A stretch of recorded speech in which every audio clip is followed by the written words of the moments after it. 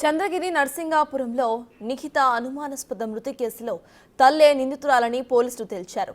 కూతురు నిఖిత ప్రేమ వ్యవహారం నచ్చక ఆమె తల్లి సుజాత నిఖితను గొంతు నొక్కి హత్య చేసినట్టుగా తెలుస్తోంది.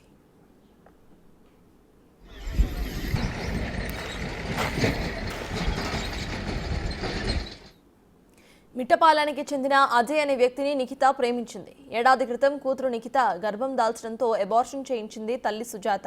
నిఖిత పేరెంట్స్ ఫిర్యాదుతో అజయ్పై పోక్సో కేసు నమోదు చేసి జైలుకు పంపించారు పోలీసులు. 4 నెలల పాటు జైలులో ఉన్న అజయ్ను నిఖిత పలుమార్లు కలుస్తూ వచ్చింది.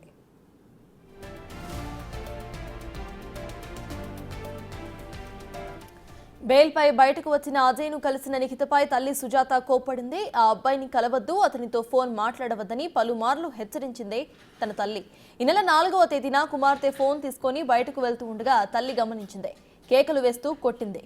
బాలిక వినకపోవడంతో వెనుక నుంచి 2 చేతులతో నోరు, ముక్కు అదిమి పట్టడంతో కొద్దిసేపటికి బాలిక కింద పడిపోయింది.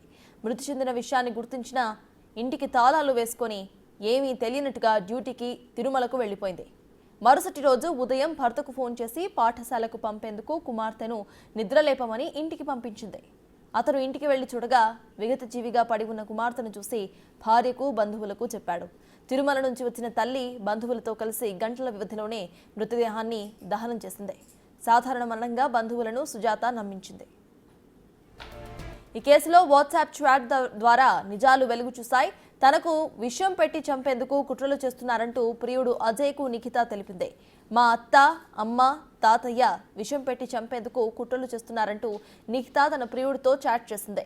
ఆ వాట్సాప్ చాట్ ఆధారంగా ఈ కేసులో నిజాలను తేల్చారు పోలీసులు.